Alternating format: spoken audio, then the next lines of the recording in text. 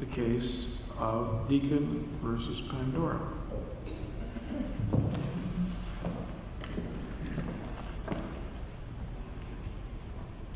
Mr. Chief Justice, and may it please the Court, Ryan Andrews on behalf of Peter Deacon. I'd like to reserve 2 minutes for rebuttal, if I can. You have to manage your own time. Thank you. I want to answer the main question in this case right up front. Today, and in 1989, giving someone something and then taking it back is lending when it's done with a book, a movie, or a record, and an interaction of that is disclosed. There's been a violation of the Privacy Act. That's what we alleged here. Every response my friend raises to this simple question violates federal pleading rules by introducing outside contested facts about how Pandora operates, introduces terms like volitional use and control that don't appear anywhere in this statute, and then it defines those terms like this is a copyright case or a felony gun prosecution. When Pandora disclosed Mr. Deacon's listening history to Facebook and to the world at large, it did something that this statute was clearly designed to prevent. Yet, my friend urges this court to find as a matter of law that providing someone a digital copy of a book, of a movie, of a song is never lending. That can't be squared with the legislative intent or the text of this statute. Now, to understand this case, I really think we need to start with what caused the Michigan legislature to pass this law in the first place. And in 1987, President Reagan nominated Circuit Judge Robert Bork to the Supreme Court of the United States. A newspaper obtained a list of every video Judge Bork rented, and it then published it. The title of that article was The Bork Tapes. Never mind his writings on Roe v. Wade, the inner workings of Robert Bork's mind are revealed by the videos he watches. The article sought to expose his positions on abortion, on affirmative action, and the First Amendment, all during the confirmation proceedings. The U.S. Congress was rightly outraged at this, and it passed a bipartisan law with unanimous support. Now, that federal law applies only to videos. Counsel, I'm sorry, I just want to dive in here because you dove into legislative intent. So I just want to ask you, since you kind of opened the door on this, I would like you to really express kind of how the Video Rental Privacy Act of 1989, since you brought up legislative intent, explain to me how you believe that the legislative intent of the Video Rental Privacy Act of 1989 would be used to help interpret an incredibly elaborate issue that we're dealing with today with technology and music and overall internet privacy. I mean, do you really feel that that was the intent of the legislature and the legislature could foresee Pandora and the use of the internet that we're using today back in '89? So this statute has another name. It's also called Michigan's Preservation of Personal Privacy Act. And obviously, when the U.S. Congress enacted its law in 1988 and Michigan followed closely thereafter, Michigan knew that Congress passed a law that applied only to videos.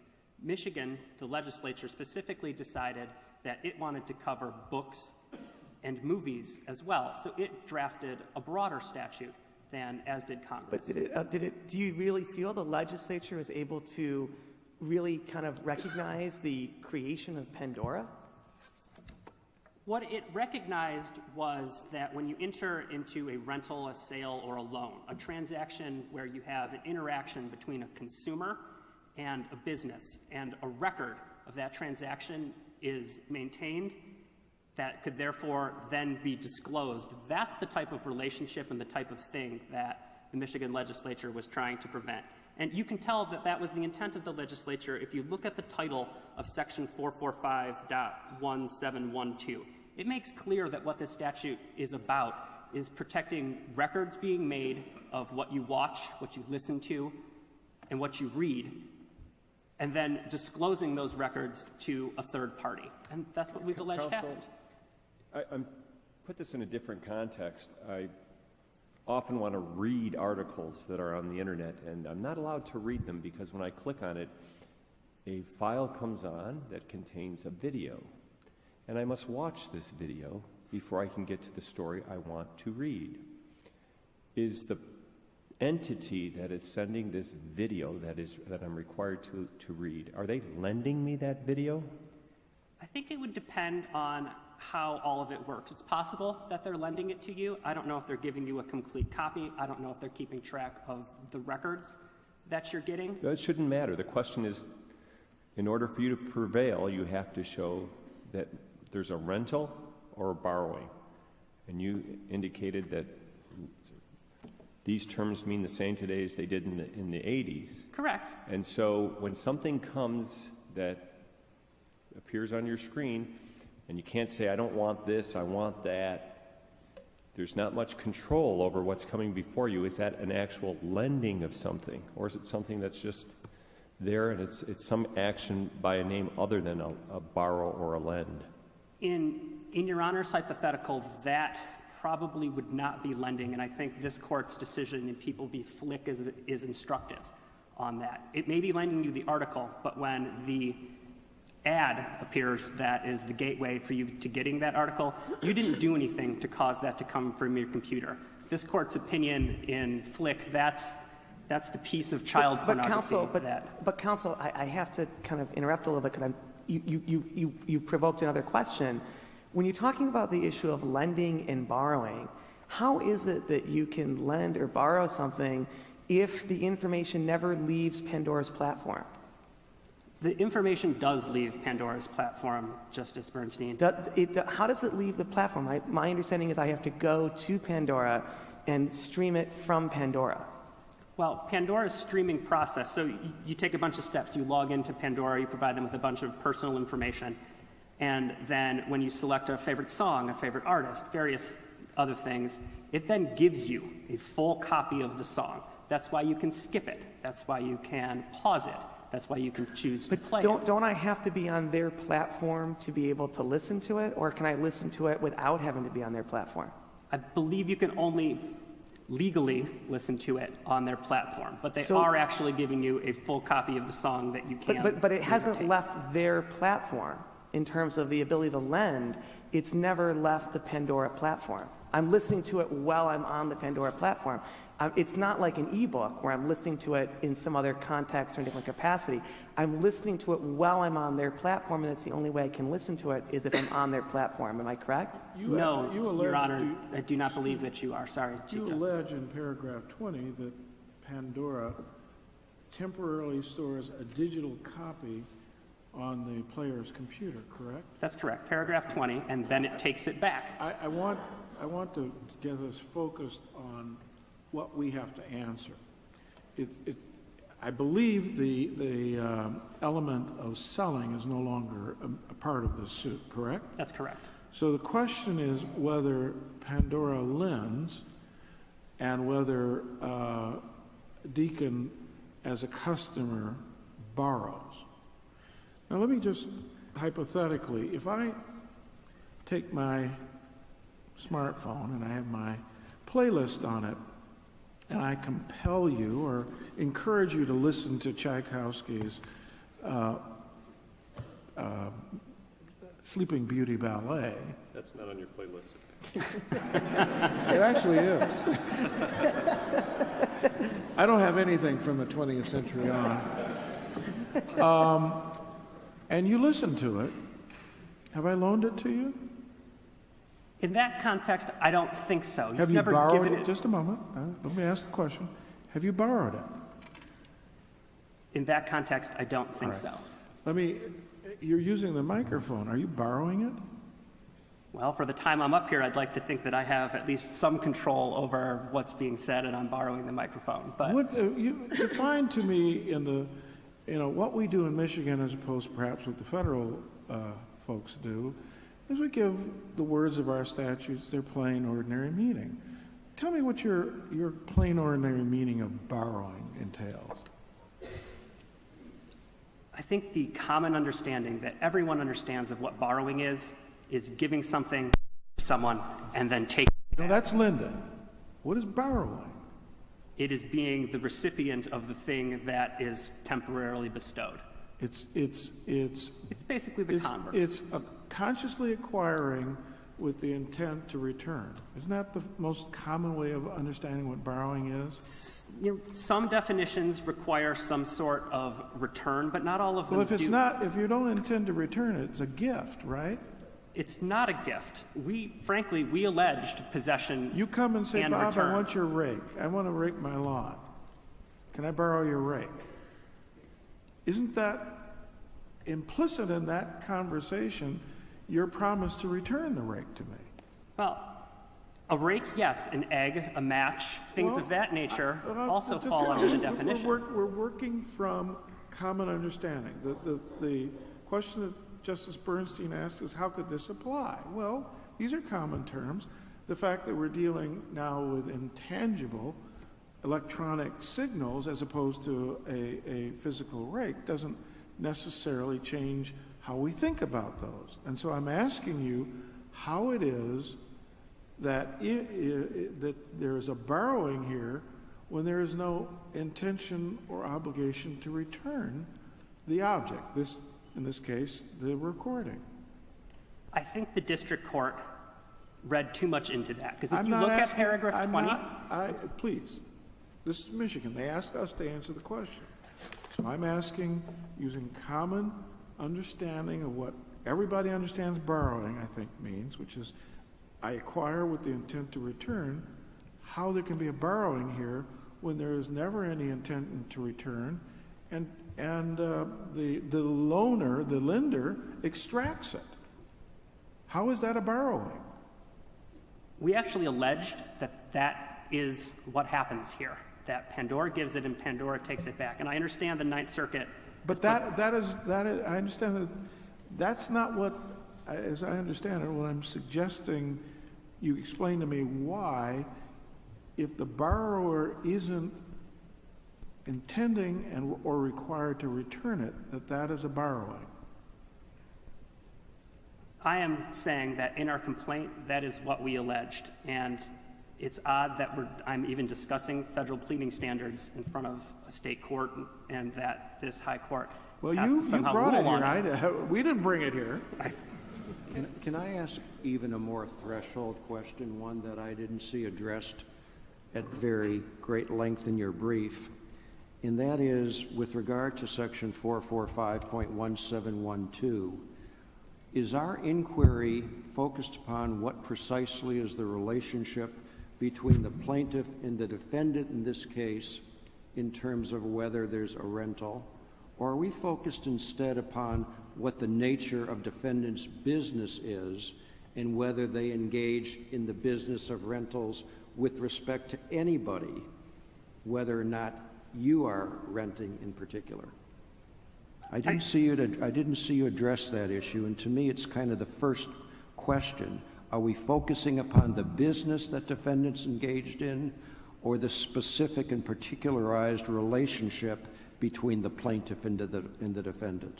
I believe the text of that particular section makes clear that you need to look at the relationship between the quote-unquote the business and the person to determine really whether or not there is a disclosure.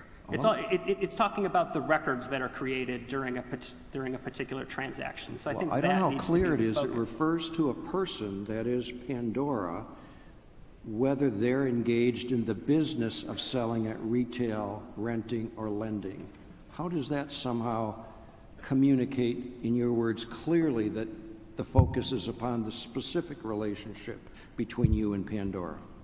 Because the statute as a whole, we have to read the statute as a whole. The statute as a whole is concerned with that relationship to a specific customer relating to a specific disclosure. Well, what if they have particular classes of customers? Some who pay monthly fees, some who don't pay monthly fees, some who pay by the song, some who pay by the genre. Can it possibly be that some of those customers have a business rental relationship with Pandora and some don't have a business rental relationship with Pandora? I don't think so. I think we have to look at the nature of its transaction, its actual giving a whole copy, and then, as we allege, taking it back. I think that really needs to be the focus of the transaction, because that's the only way that there can be a violation of You're this focusing statute. on the lending relationship just as you do in your brief. I'm asking about the rental relationship, which you don't focus on. We have, I believe, one footnote on the rental relationship. The real difference between renting and lending is the payment of consideration. So we do note that obviously Pandora is not doing this for free. In fact, it's renting your ears to various advertisers. So in that way, there's consideration. But yes, as you've noticed, we focused on lending. You don't think there's a difference between, in your terms, renting with your ears and renting in response to a monthly payment? I think they're similar, but I don't think they're exactly the same. Thank you. Thank you. Go ahead. You may. Oh, you're going? Go. You can go, then I'll go. Well, I don't know. I don't want to take up too much time, but I want to. I guess it seems to me that if in 1989 the services that Pandora provides existed, it may well have, the statute may well have been written to include it, right? If we step back to first principles, the kind of information that the legislature, I believe, was trying to protect might well be exactly the same as the information about, for example, the fact that the Chief Justice's playlist is all Queen songs. So, like, he might not have wanted anyone to know that. But so I sort of understand the at first principle, you know, if we sort of step back and ask, you know, what was at issue, but we're stuck with these anachronistic terms, right? And we're talking about a statute, not the Constitution. We don't have to figure out how the Constitution applies to my cell phone in the Fourth Amendment context because we have to figure that out. We have a legislature who can rebalance all of the questions that were at issue in 1989 when it decided to, you know, restrict Blockbuster in my library, and they can decide whether those same factors apply to restrict Pandora and any other tech company. Isn't that right? Why should we do this work when the legislature can do it? Well, this court, as it said in People v. Gilbert, will apply an old law to new technology where the new technology results in the type of harm that the law was designed to prevent. And that's what's going on here. I don't think there's really any dispute that Pandora is violating the spirit of the law and the reason that the legislature passed it in the first place. It's doing the exact thing the legislature thought was wrong. And yeah, I really think, but the thing is, it can't just be the vibe. It has to be the text, right? and I told you I would. Of course. And I think when you look at the text, at least on what we alleged, and under federal pleading standards, which puts this court in an odd place that it's having to issue an opinion or not on federal pleading standards, that it falls within the general idea of lending. We allege they gave something and they're taking it back. That's the most base, common, first principle understanding of what lending is.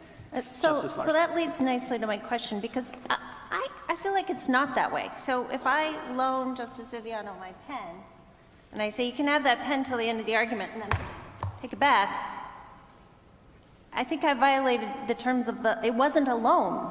If I say, you can have this, at the end of the argument, give it back, and then I just take it back, maybe it wasn't a loan. See, he didn't borrow it, because he didn't intend to return it, or I just grabbed it back, so I didn't fulfill the loan obligation. It seems weird. It seems not to fit. So I'm wondering, how does return fit in? You don't want there to have to be a return in order for there to be a loan, or an intent to return in order for it to be a borrowing. You keep saying, Pandora they give it to me and then they take it away. Why aren't you saying they give it to me and then I return it? Because you can't. Is that right? I think you can look at it, frankly, both ways. We are technically returning it. There are things that the person... How are you technically How do you returning return it? Technically or otherwise? I think if you close the player, the songs go back. But that's an action that the consumer can take. It's not an action that Pandora does. I realize there's been no fact discovery on this, and counsel and I hotly dispute how this actually works. What you have actually said in your complaint, paragraph 20, is you recite the fact that Pandora places the temporary file on the computer, then takes it back. And you say very little about borrowing. You just say, for those reasons, we're a customer. There are no pleadings about you you borrowing in the same way that you talk about their lending. Well, two responses to that question. You're a customer because you sign up and you create a relationship with them. Yeah, You but have an that doesn't account. make you a borrowing customer. But when you take certain actions to cause Pandora to send you a file to your computer, at that point in time, you have a one-to-one relationship with them. Yeah. And So then you're they the give you neighbor a file. you're the neighbor who borrows the rake and never returns it and expects your neighbor to come and steal it back. That is certainly one definition of borrow and lend, but it Well, is what not is the- all. what It's not is- all of them. What is that's where I started out. What is the operant definition of borrowing that you believe this court ought to be enforcing? I've suggested borrowing in the normal course is you acquire something consciously with the intent of returning it. Because if you say, may I borrow your rake, it's different from, can I have your rake? Right? That's true. All right. If I say, may I borrow your rake, that everybody understands, I plan on returning it. Correct? In some definitions of Oh, okay. lend and In borrow. what world do you exist where you say, may I borrow something and have no intention of returning it? In a world where there are several definitions where giving someone temporary access to something, you don't necessarily need to give it You back. have the you just use need of to have it. acts of it. Having the use does not the same thing as borrow. That's why I started out saying, listen to Tchaikovsky's ballet. You have not borrowed it. You've listened to it, you've used it in that sense, but you haven't borrowed it. Right? Do you concede that? But no. Well, in your example, yes, but your example is not what's going on here. You're never giving me the file. I never have a chance to do anything with it. You're playing. I set it on the table. Let me see if I can throw you a softball. Justice Young wants to borrow my rake to rake his leaves. Sure, you can borrow the rake. I give him the rake. 2 hours later, I see the leaves are all bagged and the rake is leaning up against his home, and I take the rake and I put it back in my garage. Is that any less of a loan because I took the rake and put it in my garage? Oh, absolutely not, Your Honor. I think Your Honor is Oh, you just hit the softball. Thank you. What if I never intended to return it? The fact that he comes and takes it doesn't mean that when I borrow it, I don't have to have an intent to return it, does it? That's how this whole process, I believe, works. And I think it's really illustrated in how people understand how things like Netflix and iTunes and ebooks work today. Everyone understands that iTunes and Netflix giving of temporary access to something is lending and borrowing. That isn't any different than what's going on here. Okay, thank you. Thank you.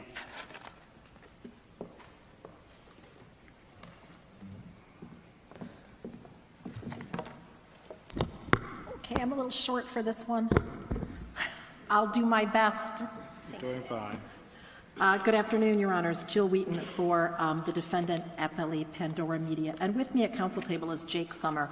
And Jake represented Pandora in the Ninth Circuit and the Southern District of California. So I guess he's who you can blame for the case being here now. So many of you hit the mark on so many of these points, frankly. And the question is not, I first want to go back and correct one thing that was said before. We are not asking this court to say providing a digital copy is never lending. We're not asking that because the different digital services act differently. The certified question is whether Pandora is in the business of renting, selling, or lending, or really just lending, frankly, under the Act. And you go back to the dictionary definitions. We all agree with the dictionary definition. Merriam-Webster, and I checked, it was the same in 1987 as it is today, means to receive with the implied or expressed intention of returning the same or an equivalent. And I think you guys spot on got that, even with your softball, Justice Zara, because even then, you have asked for the rake. You chose something. With Pandora, it isn't even that specific. This is like turning on the radio and putting it on a classical music station, because I'll probably hear a classical music song. And maybe I like it, and maybe I don't. And maybe I skip to another one, maybe I turn it off. Am I borrowing that music? That's what Pandora is, just in a new format. You say to Pandora, I like classical, and Pandora will stream to you as long as you have it on, and Justice Bernstein got it right. You have to be connected to the Pandora platform, certain songs, and you listen to them, and when you're done, you turn it off, it's over. The only difference between that and terrestrial radio is the way in which it kind of comes to you. And I don't think anyone in the legislature intended back in 1988 for this to cover radio stations or television stations. Counsel, you suggested that there needs to be an element of choice. Yes. And I'm not quite sure why this is. So I have this crazy hypothetical where I'm very well connected, and so I know somebody in Paris and who's the curator at the Louvre. And I say, hey, Mr. Museum Director, I'd like the art of the month. You pick, just bring me a painting every month. Obviously, they're coming from the Louvre, so I can't touch them. I'll just open my door, you bring your white glove delivery service, hang it on my wall. So they bring me the Mona Lisa. They tell me you can't touch it because it's the Mona Lisa. Hangs on my wall. I didn't get to pick it. I look at it. I can't use it in any way except to observe its beauty. And then they come back and they take it away, and then they bring me the next, a famous painting of the month. I didn't pick. All I picked was I'd like them to be from the collection at the Louvre. So why isn't that borrowing, and why isn't it lending? Why aren't they lending me the Mona Lisa? Why aren't I borrowing the Mona Lisa? Well, that's a much closer call than we've gotten in any of the briefing. I still think it's lending and borrowing because you still have it. You have the physical possession of it for a period of time. If you want to sit and look at that for an hour, you can. If you want to come back an hour later and look at it, you can. If you want to have a party for all your friends to come in and look at it, you can. You can control when you are going to look at it and therefore use it in that way. Pandora is not like that. When the song is over, it's over. And if I want to hear We Are the Champions again, too bad. I have to wait for Pandora to play that for me again. I can't go back and rewind and listen to it. So that's how I would differentiate those circumstances. I'm having difficulty with this concept of how much control or duration there is. In paragraph 20 of the complaint, they allege, indeed, when an individual listens to music through Pandora, defendant allows the user to temporarily store a digital copy of the song currently playing on their computer. And upon completion, Pandora removes the track from the computer. Isn't that lending? No, it's streaming, which is somewhat different. Well, the difference between what the radio stations do and what Pandora does is they actually physically place something on your listening device. The radio is just a passive thing, but you are actually the technology here requires the placement of a receptacle on my computer so I can actually hear the music. That sounds like lending. Why isn't it? It's just the next step from the sound going through the airwaves I and being understand captured it's the by a next radio. step, but why Right. isn't that the critical step? Why is it not the critical step? Because it's not like a download. To me, the difference is a download. A download is when you physically put it and you've got it on your computer for a That's period only of time. because None of that really matches up with the first principles of what the legislature was doing in 1989. I mean, believe me, as you heard, I think there's some textual problems with figuring out how it fits with new tech. But the difference between the radio station in 1989 is they didn't need to protect that because the radio station didn't collect any data about what I liked and didn't like, so it couldn't embarrass me by releasing it. Pandora does. They collect data. They know that on Saturday, me, like the whole rest of the country, was trying to listen to Prince radio, and there's not a single Prince song on Prince radio. By the way, better case for you. Bring that one. 6 fast forwards, no Prince songs. Janet Jackson was all I got. Well, I Pandora. apologize for Pandora for that, Your Honor. But you're right. Pandora knows that about me. My radio station doesn't know anything about me that they can release. So why isn't that an important difference? Well, because again, you have to look at the words that the legislature chose. And Lynn, yes, this... Lynn. What? Lend is the word. Lend is one of the words, borrow is one of the words. But And- wait a minute, that's what I'm trying to focus on. Oh, I'm trying to answer her. Okay, good. Go ahead, Your Honor. I'm No, just no, kidding. finish your question. Well, the legislature, as you pointed out a moment ago, could easily go back and revise this legislation to keep up with today's technology. And the impetus behind this was the federal legislation. The federal legislation, he said Michigan broadened it. It broadened it in terms of the categories. It's not just video, it's sound. But it narrowed it in other ways. The federal statute applies to the delivery of videos. This statute doesn't say delivery. If the Michigan says legislature lend. wanted it to be broad, what it I'm- could have made more terms. What I'm trying to, I believe Yeah. Justice McCormick's question is not incompatible No. with mine.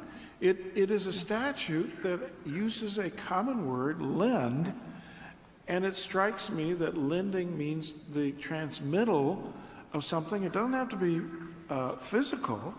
In fact, this case, it's an ephemeral. It's electronic signature that permits the user to listen.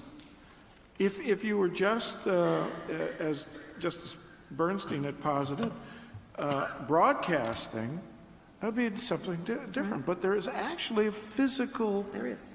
insertion of something on the computer. There is. Okay. But- why is that lending? Because lending also implies, and the definition of lend under Black's is to allow the temporary use, Merriam-Webster to give for temporary use on the condition it be returned. So use is different. Wait a Oh, minute. yeah. It is a temporary use, and it is returned. Well, yeah, You it's repo. Yeah. retrieve it yourself. It depends on use, and use implies that you have some control of it. You can use it No, it when you doesn't. want. Why does it require? Why does use require anything other than access? Well, Are under you in using the, that microphone? I am using the microphone. I am. Okay. But When I you hear can't the take music, it with me. And you have to look at the U.S. Supreme Court in Bailey.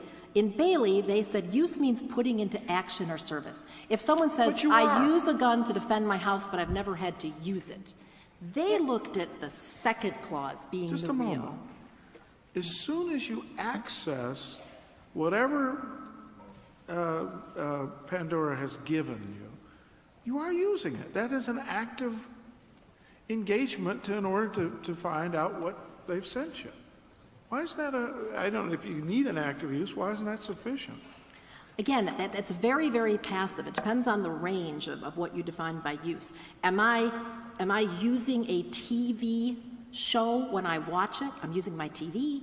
But am I borrowing the TV show, using the TV show? Maybe not. You're using your computer to listen to Pandora. Does that mean you're borrowing the sound recording? I believe not. Am I using the ad that I don't want to see? No. No. And do you believe when you're reading the article that you're borrowing that article? Am I using it if actually it's an ad that I find interest in? I think if you act upon it then and purchase something, you're using it. Yeah, but am I using the Mona Lisa when she hangs on my wall? I just said, send me some art. And Pandora, I'm saying, send me some classical music. And, I mean, when Tchaikovsky wrote Swan Lake, it was so people would listen or dance. Mm-hmm. But either way, you're using it for its intended purpose, right? Why do people write music? So you'll listen to it. Correct, but that's different than use. I mean, under that definition, we're all using things. So all the under time. that definition, the problem with the definition is if we require active use, I can never borrow a painting.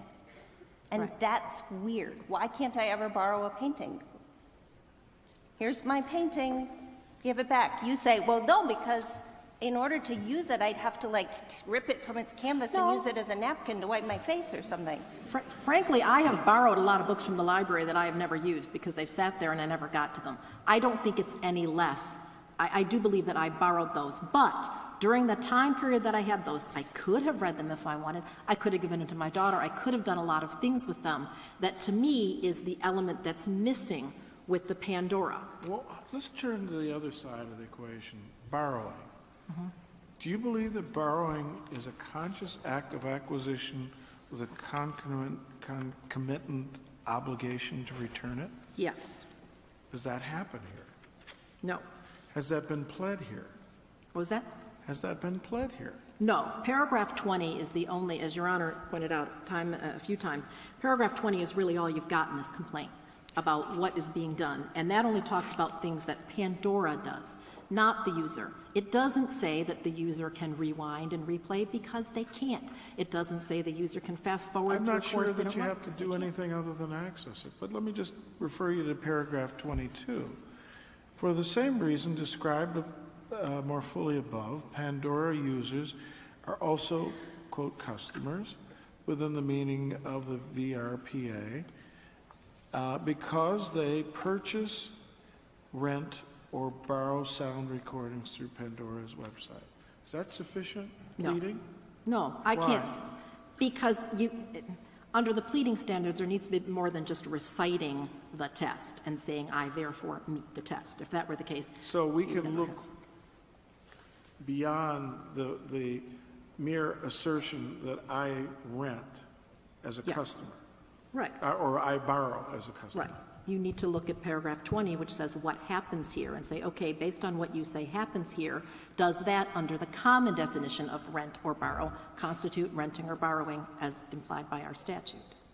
Can I pursue the same question with you that I attempted to pursue with appellant in this case?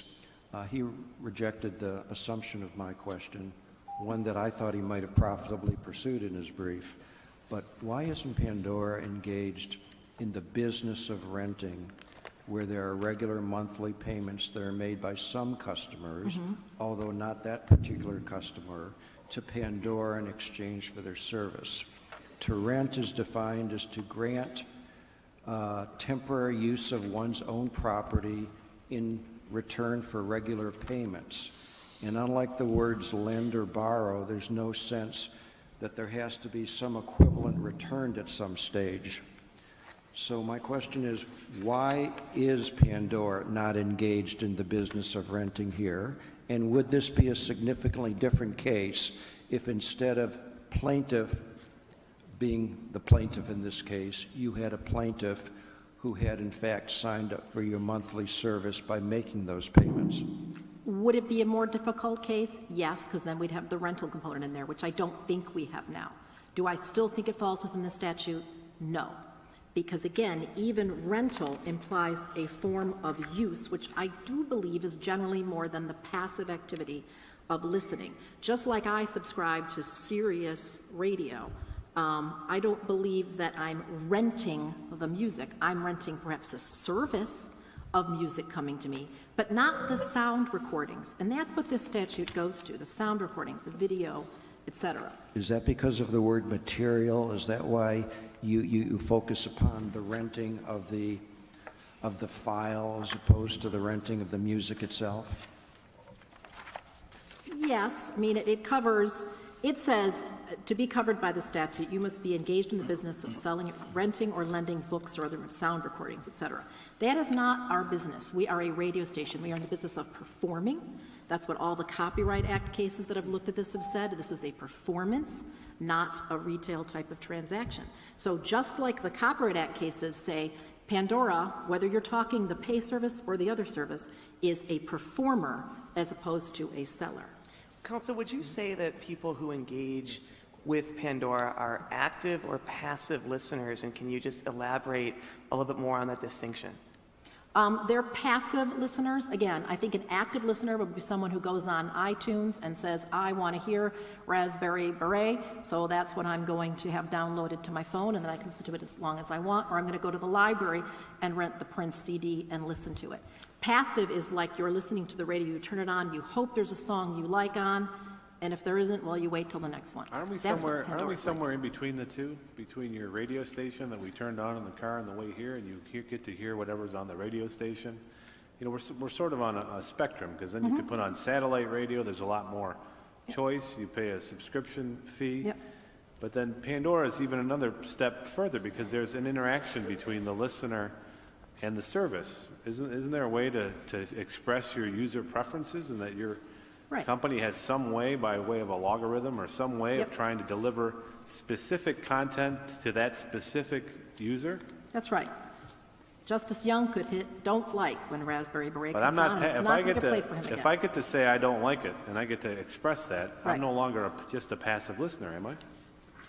But you still can't dictate what comes to you. I mean, you're giving them But some is- direction. Now, I don't use Pandora very frequently, but my guess is that if I keep saying I don't like something, eventually you're going to stop providing it to me. Otherwise, you're going to be, make your listeners so angry that they don't use your service anymore, right? So that interaction has to be somehow meaningful, right? Yeah, but I believe it's the District DC Circuit Court of Appeals that looked specifically at this with a launch program. Launch radio was very similar to this, and they specifically looked at this, and actually also the Pandora Southern District case in 44 pages. Both of those courts looked at this and said, this is more of they called it lean forward, kind of like lean in, lean forward, lean back. And they said Pandora is a lean back. You get what's streamed to you. And the fact that you could do that, Justice Viviano, was taken into account by the court, but not found to be sufficient enough to take it beyond the performance into a different type of license. Ms. Wheaton, I have a question, and Mr. Andrews, I'd like you to answer the same question. There's a bill currently sitting on our governor's desk that would amend this law that would require a showing of actual injury. Correct. If that is signed, how should this court react to that change in law? Well, obviously, we would then want to move, probably back in the district court, to dismiss on the grounds that there was no longer a cause of action because this plaintiff did not show an actual harm. Is that a retroactive? That's what's the open question, Your Honor. Was it expressly retroactive? No, it wasn't. Yeah, so there'd Thank be you. an issue. We're beyond the time. Is anybody else? Yep. I will let Did you him. answer for him? No. I wanted to make sure there were no more questions of this counsel. Mm-hmm. You're out of time, but you may answer any questions, including Justice Zara's question.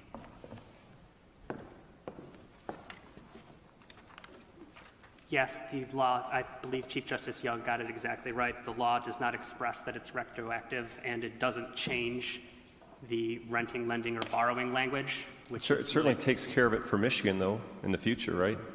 So is it jurisprudentially significant for us any longer? Going forward, Correct. if it's not retroactive, it certainly applies to things acts that have already occurred or that will occur within 90 days of Governor Snyder signing it. But other than that, no, the law has changed. Are there any other questions? Let me ask one more question about returning, this issue of return when it comes to digital content. You know, as we're thinking of this statute and the way it applies to different types of media, you know, for example, a library book, it's pretty easy to understand that if you don't return the physical object, the library can't provide it to another person with a library card, another one of its members.